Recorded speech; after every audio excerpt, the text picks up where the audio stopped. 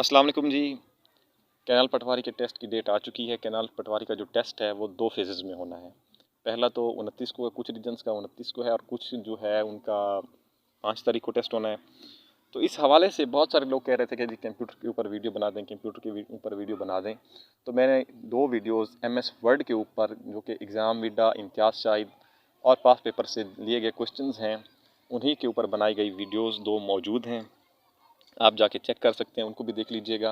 और आज की जो हमारी वीडियो है वो कंप्लीट कंप्यूटर के ऊपर है। कंप्यूटर की हमने इस वीडियो में हिस्ट्री देखनी है, फिर इसके फंडामेंटल्स को देखेंगे।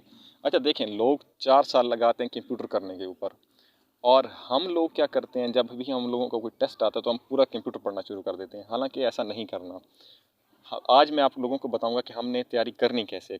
तैयारी हमने यूँ करनी है कि हमने इसके फंडामेंटल्स देखने हैं, फिर जो इसकी इंपॉर्टेंट चीज़ें हैं जो कि पेपर से रिलेटेड हैं वो बेसिक्स पूछता है। वो ये नहीं पूछता कि आप अल्ट्रा लेवल पे चले जाएं। लोग क्या करते हैं, अल्ट्रा लेवल पे जाके तैयारी कर लेते हैं जी, सॉफ्टवेयर कैसे बनाते हैं, प्रोग्रामिंग कैसे करनी है। अच्छी बात है, आप लोग सीखें, लेकिन मकसद ये होता है हमारा कि हमने कितना पढ़ना है, हमने सिर्फ बेसिक्स टच करना होता है। और हम लोगों को बेसिक्स आते नहीं और हम लोग हाई लेवल पे चले जाते हैं।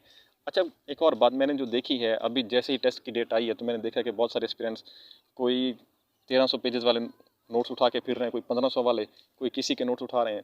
मतलब 5-6 सोर्सेज से जब आप तैयारी करते हैं तो यार आप लोगों ने फिर कोलैप्स ही करना है। जिस तरह पाकिस्तानी टीम एक्सपोज हुई है ना इंडिया के खिलाफ मैच में, फिर ऑस्ट्रेलिया के खिलाफ, तो उसी तरह आप लोगों ने भी एक्सपोज ही होना है। फिर आप लोगों का टेस्ट पास नहीं हो सकता। मैं उसकी वजह बताता हूँ क्यों। उसकी वजह ये है कि आप जब भी बहुत सारे सोर्सेज के पीछे पड़ जाते हैं तो आप लोगों को फिर वो कंसेप्ट तो आपके पास होते नहीं, फिर आप रट्टाफिकेशन करते हैं। रट्टाफिकेशन में फिर आपको ये होता है कि फिर एग्जाम वाले दिन मेरी तरह MCQs भूल जाते हैं, फिर आप कंफ्यूज हो जाते हैं कि यार इसका तो 1911 भी था, 1915 भी था, 1919 भी था, ये तो 3 ऑप्शन इसने सही दे रखे हैं। तो फिर ये होता है आप लोगों के साथ। खैर, वीडियो को ज़्यादा लंबा नहीं करते, आज अपनी वीडियो की तरफ ही वापस आते हैं, टॉपिक की तरफ। तो आज हम पहले पहले देखेंगे जी कंप्यूटर की हिस्ट्री। तो बेसिक्स के अंदर ना कि चार्ल्स बब्बेज कौन था, ब्लेसेस पास्कल ने क्या किया था, इलेक्ट्रॉनिक कंप्यूटर कब आया था, EDSAC क्या है, तो ये जो टर्म्स हैं रिलेटेड। अच्छा, मैं सोर्स को जो एग्ज़ाम विडा है जहाँ से वो पेपर वाला PPSC वाला क्वेश्चन उठाता है वहीं से आपके लिए क्वेश्चन लाया हूँ, ठीक है। तो आप लोग अगर मेरे सोर्स पे ही रिलाई करेंगे तो मैं ये नहीं कहता कि सिर्फ मेरे सोर्स पे रिलाई करें, आप लोग पढ़ें, बेशक पढ़ें, लेकिन आज आप लोगों ने ये वीडियो पूरी देखनी है। अगर आपके कंसेप्ट क्लियर ना हुए तो आप लोग मेरे चैनल को अनसब्सक्राइब कर दीजिएगा। बड़े बोल अल्लाह ना बुलवाए। तो चलिए शुरू करते हैं। अच्छा जी, हिस्ट्री के अंदर सबसे पहले जो हैं वो हैं जी ब्लेसेस पास्कल। 1642 के अंदर ब्लेसेस पास्कल ने एक मशीन बनाई। वो मशीन क्या थी जी, वो सिर्फ एक कैलकुलेटिंग मशीन थी जहाँ पे हम ऐड कर सकते थे, सम कर सकते थे, इसके अलावा हम नहीं कर सकते थे। कुछ लोग उसे कैलकुलेटर का नाम भी देते हैं, लेकिन बेसिकली वो एक कैलकुलेशन मशीन ही थी 1642 के अंदर। अच्छा, अब इसमें से हमारे 3 MCQs हैं, वो तीनों पूछ चुका है। वो पूछता है कि जी computer was first invented by, तो वो थे जी हमारे पास ब्लेसेस पास्कल। फिर वो पूछता है कि कब दिया ब्लेसेस पास्कल ने, तो 1642 के अंदर। फिर कौन सी मशीन दी, पास्कलाइन मशीन कह लें या कैलकुलेटिंग मशीन कह लें।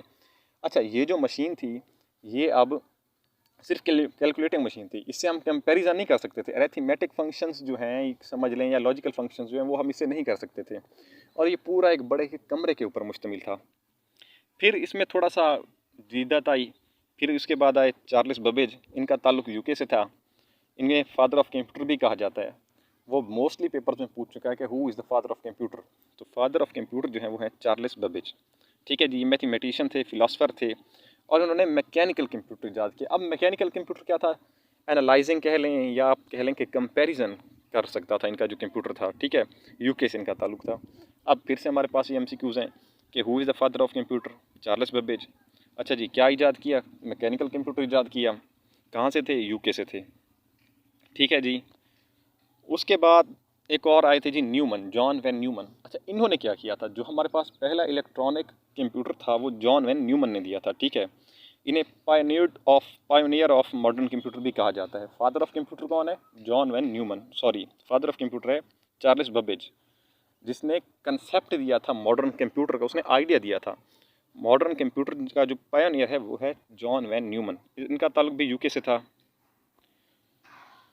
अच्छा, उसके बाद एक एनीवैक आता है और एक EDSAC आता है। एनीवैक वो कंप्यूटर था जो मतलब कि जॉन वैन न्यूमन ने बनाया था, उसके अंदर प्रोग्राम नहीं था, मतलब सॉफ्टवेयर हमारे पास नहीं था, ठीक है। और जो EDSAC था वो हमारे पास पहला कंप्यूटर था जिसके अंदर हमारे पास सॉफ्टवेयर इंस्टॉल था या प्रोग्राम हमारे पास स्टोर करने की सलाहियत थी, तो वो हमारे पास EDSAC कंप्यूटर था। उम्मीद करता हूँ कि चीज़ें आपको क्लियर हो रही होंगी।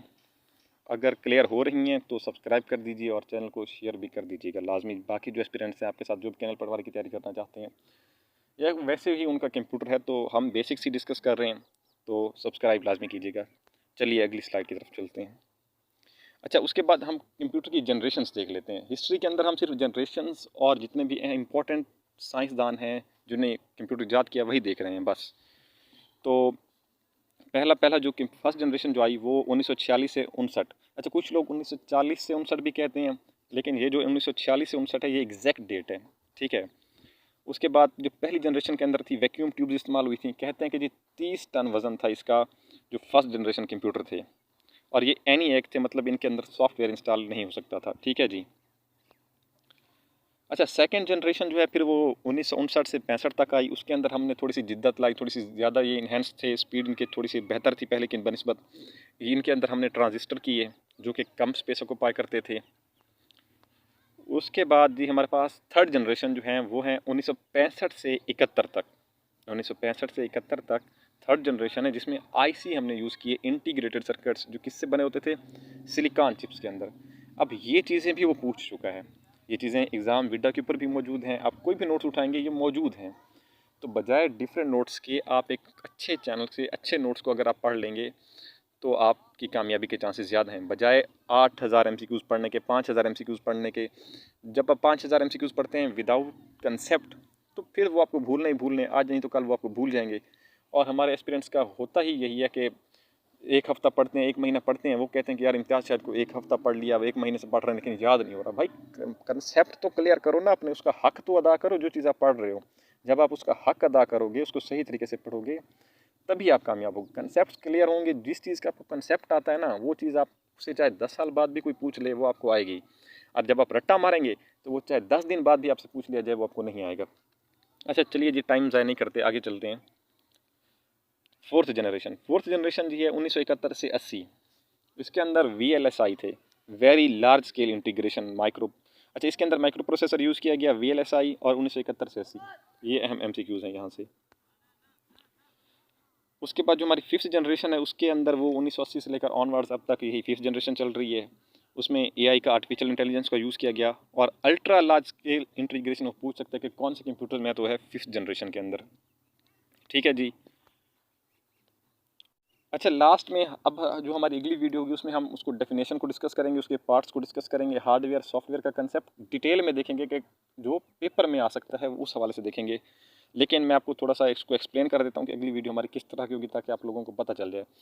तो कंप्यूटर की जो डेफिनेशन है जी, computer process data into information. जो कंप्यूटर है वो डेटा को प्रोसेस करता है इन्फॉर्मेशन के अंदर। तो अब वो आपसे पूछ सकता है कि जी डेटा की मिसाल दें, एग्जांपल देंगे, डेटा है क्या। अब एक शाहजेब हैं, उन्होंने नंबर लिए हैं, 40 नंबर लिए अंग्रेज़ी में, 30 नंबर लिए उर्दू में। मैथ उनकी कमज़ोर थी तो उन्होंने 8 नंबर लिए हैं मैथ में 100 में से। अच्छा खैर, ये जो हमारे पास है वो कहता है जी इसको कैलकुलेट करें कितनी परसेंटेज बनती है। अब 8, 40, 50 ये हमारे पास क्या है, डेटा है या इन्फॉर्मेशन। अगर आप लोगों ने इन्फॉर्मेशन कहा है तो मेरे दोस्त आपको फिर से वीडियो देखने की ज़रूरत है और कंप्यूटर के कंसेप्ट पढ़ने की ज़रूरत है। क्यों? क्योंकि जो हमारे पास डेटा है वो हमारे पास रॉ फैक्ट्स होते हैं, और हमारे पास रॉ फैक्ट्स क्या हैं, ये 30, 40, 8 नंबर। अच्छा, जब हम इनको कैलकुलेट करेंगे और इनकी जो परसेंटेज आएगी वो हमारे पास क्या होगी, वो इन्फॉर्मेशन होगी। तो उम्मीद करता हूँ कि आपको समझ आ गई होगी। अगर नहीं भी आई तो आप हमारी अगली वीडियो को ज़रूर देखिएगा और सब्सक्राइब कर दीजिएगा चैनल को। लिंक्स बाकी वीडियोज़ के नीचे दिए गए हैं तो उन्हें भी देख लीजिएगा। शुक्रिया, अल्लाह हाफ़िज़।